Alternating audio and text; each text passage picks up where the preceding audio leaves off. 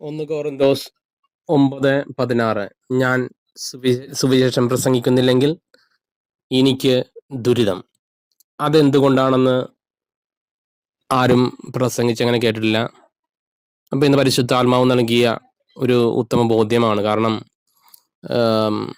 ഇന്ന് ക്രിസ്തുരാജ തിരുനാൾ ദിനമാണ്. എല്ലാവർക്കും ക്രിസ്തുരാജ തിരുനാൾ ദിനാശംസകൾ. അതോടൊപ്പം തന്നെ ഒരു കാര്യം നിങ്ങളോട് പറയുന്നു. എന്താണ് പുതിയ നിയമത്തില് ക്രിസ്തുവിന് ശേഷം ഈ അതായത് ക്രിസ്തുവിന് ശേഷം വരുന്ന എല്ലാവരും തന്നെ, ദൈവമക്കളെല്ലാം തന്നെ മരുഭൂമിയിൽ വിളിച്ചു പറയുന്നതിന്റെ ശബ്ദമാണ്.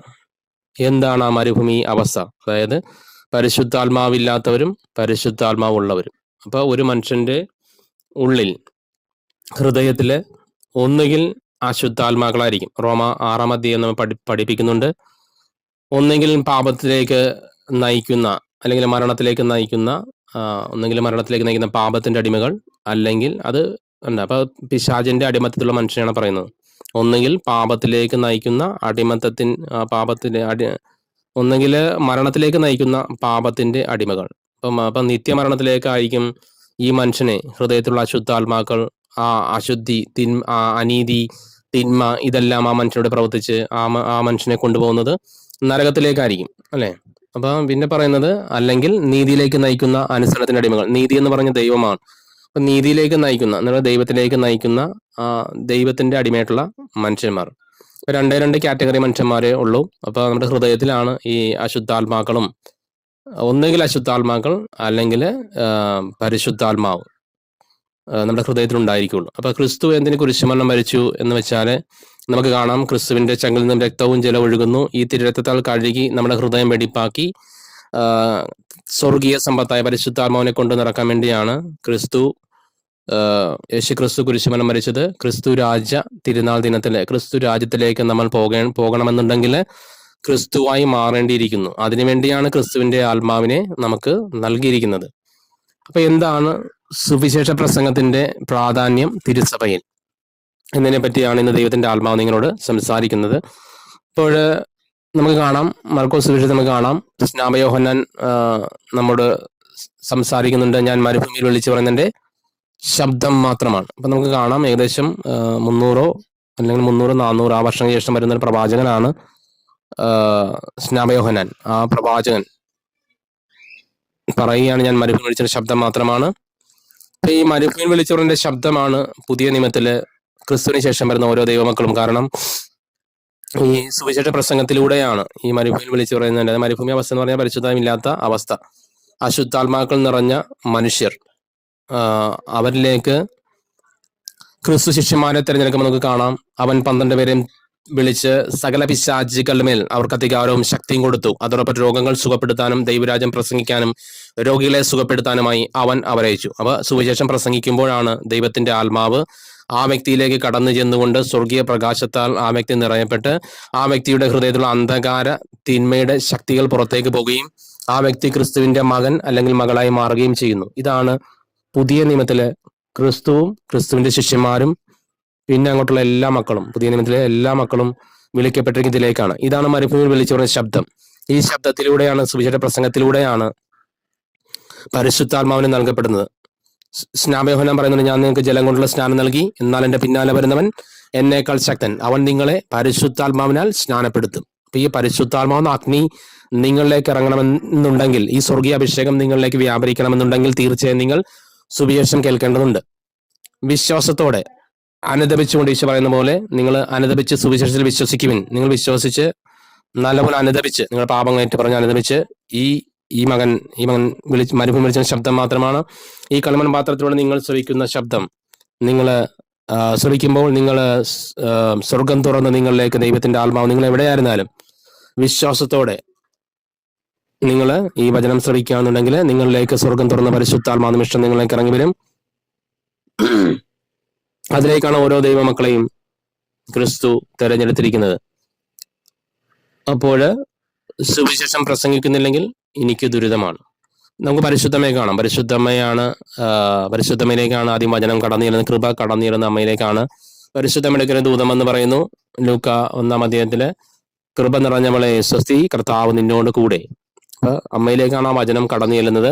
പ്രത്യേകം എന്ന് പറഞ്ഞാൽ വചനം നമ്മൾ കേൾക്കുമ്പോൾ, സ്വീകരിക്കുമ്പോൾ എളിമപ്പെട്ട് നമ്മൾ വചനം സ്വീകരിക്കണം. അപ്പോൾ ഉടനെ അമ്മ പറഞ്ഞു, ഇതാ കർത്താവിന്റെ ദാസി, അങ്ങയുടെ വചനം പോലെ എന്നിലാവട്ടെ. ഉടനെ തന്നെ വചനം അമ്മയിൽ മാംസം ധരിച്ചു. ഹൃദയത്തിലെ വചനം അമ്മ സംഗ്രഹിച്ചുകൊണ്ടേയിരുന്നു. സത്യാത്മാവിനെ അവിടെ നമ്മൾ സ്വീകരിക്കുകയാണ്. സത്യാത്മാവ്, പരിശുദ്ധാത്മാവ് പരിശുദ്ധ അമ്മയിലേക്ക് കടന്നു വരുമ്പോൾ പിന്നെ നമുക്ക് കാണാം, പരിശുദ്ധാത്മാവ് കടന്നു വന്നാൽ പിന്നെ നമുക്ക് ഇരിക്കാൻ പറ്റില്ല. ഉടനെ തന്നെ അമ്മ ഏകദേശം ഒരു 100 കിലോമീറ്റർ അകലെയുള്ള ചാർച്ചക്കാരി എലിസബത്തിനെ കാണാൻ വേണ്ടി ചെല്ലുന്നതും എലിസബത്തിനോട് സുവിശേഷം പ്രസംഗിക്കുമ്പോഴാണ് പരിശുദ്ധമിൽ നിറഞ്ഞ പരിശുദ്ധാത്മാവ് എന്ന സമ്പത്ത് എലിസബത്തിലേക്ക് നിറയപ്പെട്ട് നമുക്ക് കാണാം. ഇതാണ് മരുഭൂമിയിൽ വിളിച്ചു പറയുന്നതിന്റെ ശബ്ദം. അപ്പൊ അഗ്നിയാൽ, പരിശുദ്ധാത്മാവെന്ന അഗ്നിയാൽ നിങ്ങൾ സ്നാനപ്പെടാൻ ആഗ്രഹിക്കുന്നുണ്ടെങ്കിൽ എല്ലാ ദിവസവും എല്ലാ ദിവസവും അല്ല, എല്ലാ വ്യാഴാഴ്ചയും ഉച്ചയ്ക്ക് 2 മണിക്ക് സെന്റ് ജോർജ് പള്ളിയിൽ കൂടുന്ന ആ കൃപയുടെ കൂട്ടായ്മയിലേക്ക് നിങ്ങൾ കടന്നു വരുവിൻ.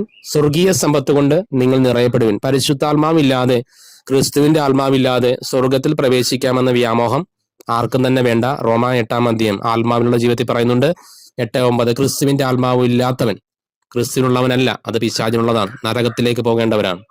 അപ്പൊ ഈ ജീവിതം നിങ്ങൾക്ക് തന്നിരിക്കുന്നത് ഈ ലോകത്തിന്റെ സുഖങ്ങൾ ആസ്വദിച്ചുകൊണ്ട്, ഈ ലോക സുഖങ്ങള് ആസ്വദിച്ച് തിന്നും കുടിച്ചും മതിച്ചും ജീവിക്കാനുള്ളതല്ല. നേരെ മറിച്ച് അനുദപിച്ച് സുവിശേഷ പ്രസംഗം കേട്ടുകൊണ്ട് വചനമായി മാറാനാണ് നിന്റെ വിളി. അതിനിയെങ്കിലും കണ്ണു തുറന്ന് ഈ ഒരു പുണ്യദിനത്തില്, ക്രിസ്തുരാജന്റെ ദിനത്തില് ഇനിയെങ്കിലും തിരിച്ചറിയുക. കാരണം സുവിശേഷം പ്രസംഗിക്കുന്നില്ലെങ്കിൽ എനിക്ക് ദുരിതം എന്ന് പറയാൻ കാരണം, നീ ക്രിസ്തുവായി മാറിയിട്ടില്ല, പരിശുദ്ധാത്മാവ് നിനക്ക് ലഭിച്ചിട്ടില്ല, പരിശുദ്ധാത്മാവ് നീ നിറയപ്പെട്ടിട്ടില്ല. അപ്പൊ പിന്നെ നിന്റെ ഉള്ളിലുള്ള ആരാണ്? നേരത്തെ പറഞ്ഞു, 2 രണ്ടിലെ ഏതെങ്കിലും ഒരു ആത്മാവിനാൽ മാത്രമേ ഒരു മനുഷ്യൻ നയിക്കപ്പെടുകയുള്ളൂ. ഒന്നെങ്കിൽ ദൈവത്തിന്റെ ആത്മാവിനാൽ, റോമ 8:14, ദൈവാത്മാവിനാൽ നയിക്കപ്പെടുന്നവരെല്ലാം ദൈവത്തിന്റെ പുത്രന്മാരാണ്. അത് കൺഫേംഡ് ആണ്. പിന്നെ നയിക്കപ്പെടുന്ന മനുഷ്യൻ എന്ന് പറഞ്ഞാൽ പിശാചിന്റെ ആത്മാക്കൾ നിരവധിയുണ്ട്. പരിശുദ്ധാത്മാവ് ഒന്നേ ഉള്ളൂ. അപ്പൊ പിശാചിന്റെ ആത്മാവിനാൽ നയിക്കപ്പെടുന്ന രണ്ടാമത്തെ കാറ്റഗറിയിലുള്ള മനുഷ്യന്മാർ. അപ്പൊ നിങ്ങൾ ഇനിയെങ്കിലും കണ്ണു തുറന്ന് കാണുക, കണ്ണു തുറന്ന് കേൾക്കുക, ചെവിയുള്ളവരും കേൾക്കട്ടെ. ക്രിസ്തു കുരിശിൽ മരിച്ചത് അത് നിന്നെ ദൈവത്തിന്റെ സ്വന്തം മകനായി ഈ ഭൂമിയിൽ നിന്നും രൂപാന്തരപ്പെടുത്തിക്കൊണ്ട്, നീ ആയിരിക്കുന്ന നിന്റെ ആ അപ്പനും അമ്മയും ഇട്ട ആ ഒരു പേരുണ്ടല്ലോ, ആ ഒരു പേരിൽ നിന്നും, ആ ഒരു വ്യക്തിയിൽ നിന്നും നീ രൂപാന്തരീകരണപ്പെട്ടുകൊണ്ട് ക്രിസ്തുവായി മാറാൻ വേണ്ടി തന്നെയാണ് ക്രിസ്തു കുരിശുമരണം മരിച്ചതും. ക്രിസ്തുവിന്റെ ഹൃദയം നിനക്ക് നൽകുന്നതും വെറുതെയല്ല. അപ്പൊ ഇനിയെങ്കിലും നീ തിരിച്ചറിയുക, നിന്റെ ജീവിതം നിത്യതയിലേക്കുള്ള വിളിയാണ്. പിശാച് നിന്നെ ക്ഷണിക്കുന്നത് ഈ ലോക ജീവിതം ആസ്വദിച്ച് നരകത്തിലേക്ക് നിന്നെ എന്നേക്കുമായി ഒരിക്കലും മരണമില്ലാത്ത ആത്മാവിനെ കൊണ്ടുപോയി നിത്യമായി നിന്നെ പീഡിപ്പിക്കാൻ വേണ്ടിയാണ്. ഇനിയെങ്കിലും നീ തിരിച്ചറിയുക, സുവിശേഷം പ്രസംഗിക്കുക. അതിന് പിന്നെ നമുക്ക് കാണാം സമരിയക്കാരി സ്ത്രീയോട് ഈശോ വചനം പറയുമ്പോഴാണ് സമരിയക്കാരി സ്ത്രീയിലേക്ക് പരിശുദ്ധാത്മാവ് കടന്നു ചെല്ലുന്നതും, സമരിയക്കാരി സ്ത്രീ ആ പട്ടണം മുഴുവൻ യേശുവിനെ പ്രഘോഷിക്കുന്നതും, ആ പട്ടണം മുഴുവൻ യേശുവിന്റെ സ്വന്തമായി മാറുന്നതും നമുക്ക് കാണാം. അപ്പൊ മരുഭൂമി വിളിച്ചു പറയുന്ന ശബ്ദമായി നീ മാറാൻ വേണ്ടി പരിശ്രമിക്കുക. അതിനുവേണ്ടി ആദ്യം ഈശോ പത്രോസ് അപ്പോസ്തലൻ പറഞ്ഞ പോലെ, ഉന്നതൻ ശക്തി ധരിക്കുന്നവരെ നീ ജെറുസലേം വിട്ട് പോകരുത്. അപ്പൊ ആ ശക്തി നീ ധരിക്കുവാൻ വേണ്ടി നീ പ്രാർത്ഥിക്കുക. പ്രാർത്ഥനയല്ലാതെ ഈ വർഗം പുറത്തു പോവില്ലെന്ന് മർക്കോസ് 9:29 ഈശോ പറയുന്നുണ്ട്. നീ പ്രാർത്ഥിക്കുക, പ്രാർത്ഥിച്ച് നിന്റെ ഹൃദയത്തിലെ അശുദ്ധാത്മാക്കളെ നീ പുറത്താക്കുക, പരിശുദ്ധാത്മാക്കൾ നിറയപ്പെടുക, നിത്യതയിലേക്ക്, നിത്യജീവനിലേക്ക്, ക്രിസ്തു രാജന്റെ രാജ്യത്തിലേക്ക് പോകുവാനാണ് നിന്റെ വിളി.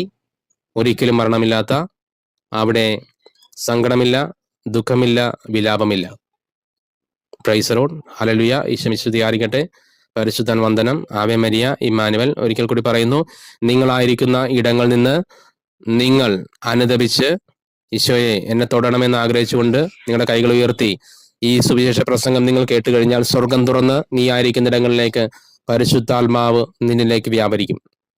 നല്ല തണുത്ത ജീവന്റെ ജലം നിന്റെ കൈവെള്ളയിലെ പതിയെ കൈ തണുക്കാൻ തുടങ്ങും.